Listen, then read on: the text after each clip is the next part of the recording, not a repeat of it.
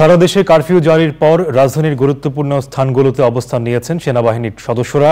টহল দেওয়ার পাশাপাশি অযথা ভিড় না করতে জনগণকে সতর্ক করছেন তারা। রাজধানীর বিভিন্ন এলাকা ঘুরে জানাচ্ছেন মাজারুল হক মান্না। কারফিউ জারির পর পরিস্থিতি নিয়ন্ত্রণে রাজধানী সহ সারা দেশে নামে সেনাবাহিনী। রাজধানীর বিজয় সরণি, সংসদ ভবনের আশেপাশের এলাকা, আগারগাঁও ও মিরপুর সহ বিভিন্ন স্থানে অবস্থান নেয় তারা।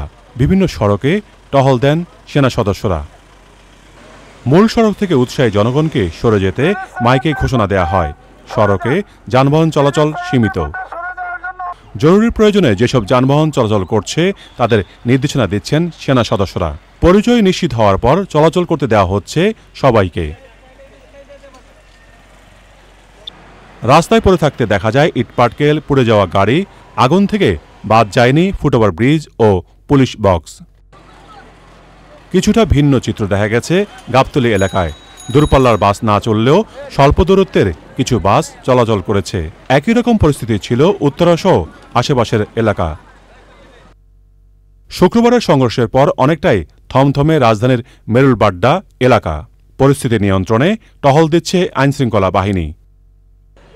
মোহাম্মদপুর বাসস্ট্যান্ড ও 3 রাস্তার মোড়ে দেখা যায় ছড়িয়ে ছিটিয়ে আছে ইটের টুকরো।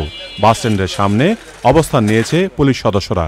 জনসাধারণকে নিরাপদ দূরত্বে থাকার জন্য সতর্ক করছিলেন তারা।